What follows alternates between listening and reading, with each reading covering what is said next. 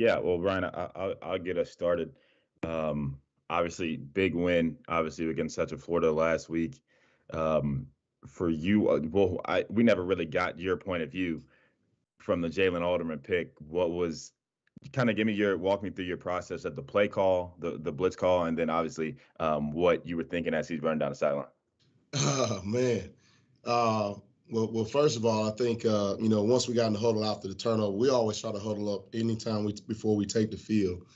And I think that somebody in the huddle said, "Hey, now if they can get a turnover, we can too." And I don't know exactly who said it, but somebody did.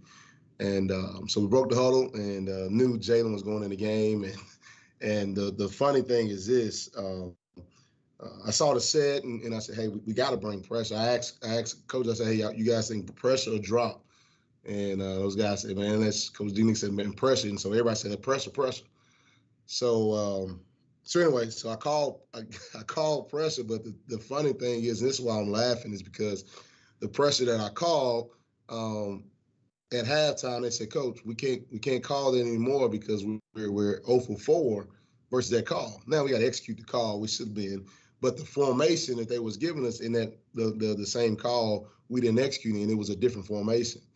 And so I saw the formation, and I was like, man, this is going to hit if I call this. And so I called a pressure that nobody wanted me to call on the defense side of the deal, and it hit. It hit at the right time, and I knew it would with that formation. And and the good Lord above was with us, on that time. I know Coach Sadis said, hey, he wasn't supposed to be there, but actually, he's a wall two guy, and I don't think he looked at his two initially, but thank God his two came in, so he didn't have the wall, and he was actually in the right spot at the time. So, thank the good Lord above, he was there. And once I saw he, intercepted it, I just said, man, just go score. I was as calm, cool, and collected, just go score. And while he's running, I'm continuously looking at the clock, looking down, looking at the clock and seeing him run. And once I saw him clear the quarterback, I was like, oh man, he's taking this thing to the house. So it was awesome. I was amped up for him, for the defense, as well as for the team in general.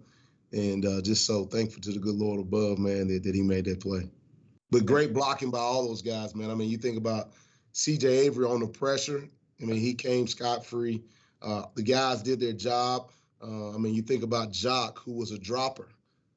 Jock the nose, he dropped and he actually really helped cause that interception because the receiver glanced at Jock, and by the time he glanced back, the ball was in his arms. And so thankful for Jock doing his job, and then Yasir on a freaking great hustle to be able to spring him into the end zone. And a quick follow up to that, Brian. Obviously, Jalen's only in because Monty was hurt, and Trey got banged up a little bit. Obviously, a lot of people got banged up. Coach Satterfield said the training room was full over the weekend. Can you just speak to kind of the progress that you guys have seen from some of the guys who are banged up, and you think they'll play on Saturday? Oh yeah, man. I think that you look at the sheet that has all the guys that are injured, and that's been in the training room. It was full as all get out on that Saturday and Sunday. And then today, it may have been one or two guys on that list. So that was a great thing to see. And so we're looking forward to going in, competing on Saturday, and giving it our all, because we know it's going against a great Florida State team. The record doesn't show it, but they're a really good football team. So we're excited about that.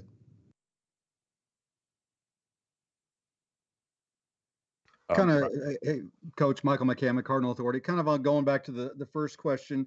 A moment like that obviously helps spark, the win. What can that moment do to help you guys, confidence-wise, coming to practice, all aspects of what you guys do going forward as you start this ACC play? Man, I think it gives you, confidence anytime you win a football game, number one. And I think for us, defensively, it continues to give us confidence. We played pretty well the last 2 weeks. Couple mistakes in that game, two mistakes, one by myself, on the second play of the game. I did not see the ref subbing, for 12 personnel, and I needed to get base back out there, and I kept our nickel package out there, and that was on me on that first touchdown. I left Trey out to dry on that one. But And then the 4th and 2 play. I mean, that's a heck of a play, man, by that kid. We should have had the correct leverage. Corner didn't have correct leverage, but that's a heck of a catch, man. A one-handed catch that made number 1 on Sports Center.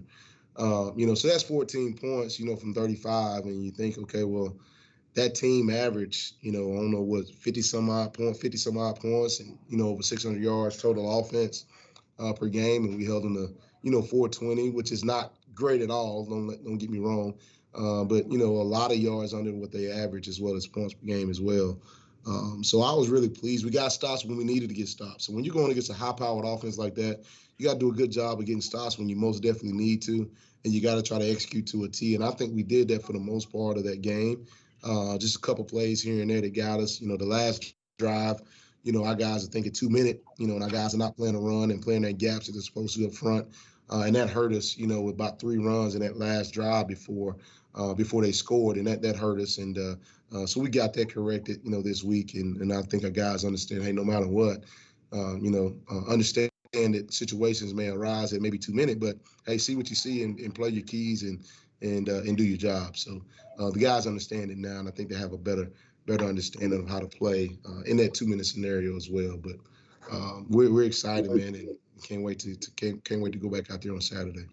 Hey, Bryan, Matt McGavin with Sports Illustrated. I know the scoreboard says you guys gave up 35 points, but it seems like you guys did a lot better in terms of alignment and just guys overall not having missed assignments. What did you think of your unit's overall execution against UCF?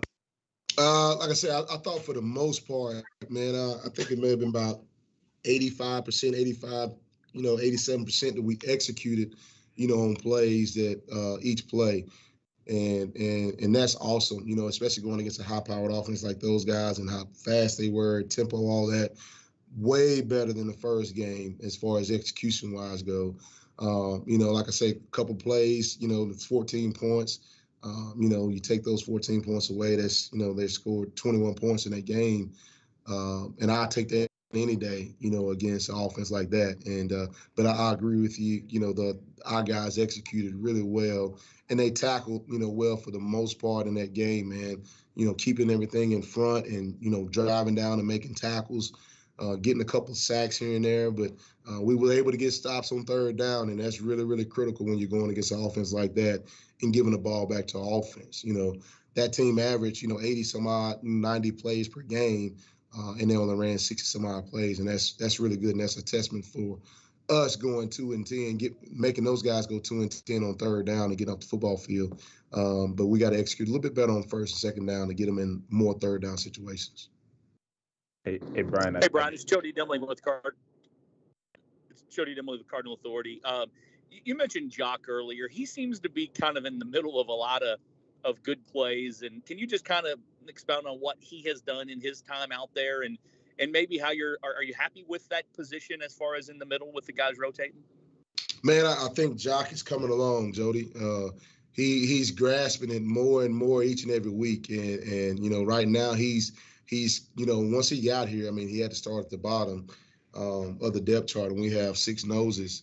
And now he's worked his way up to number 2. So that should tell you, what he's doing for us right now, every day in practice, and even in the game execution wise. So we're just excited to have him, at that spot behind, Desmond Tell, who's having a phenomenal, fall camp. And then, of course, the first couple of games, he's been pretty solid there.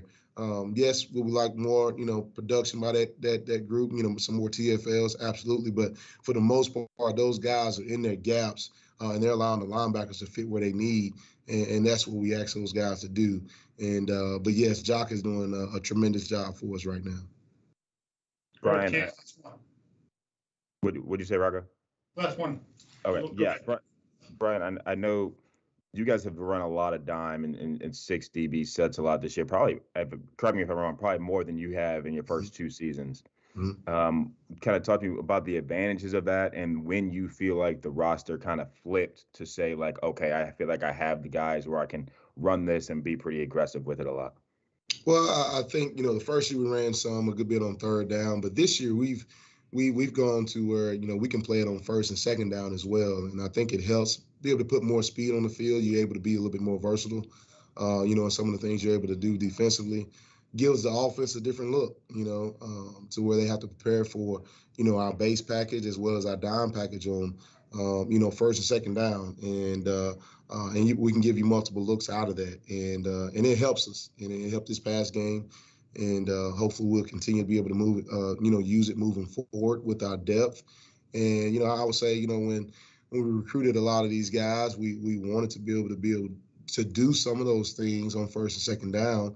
And I think, this past spring in this recruiting class, we were able to do that. And I mean, you're seeing, Kanai Walker is a freshman playing as well. And, even Trey Franklin starting in it, within the first group. So, we have the depth right now a little bit, to be able to play that position, those 6 DBs on the football field. And it helps you to be able to put more speed on the field and be able to match, some personnel with personnel, and that just helps us out defensively. Really quick.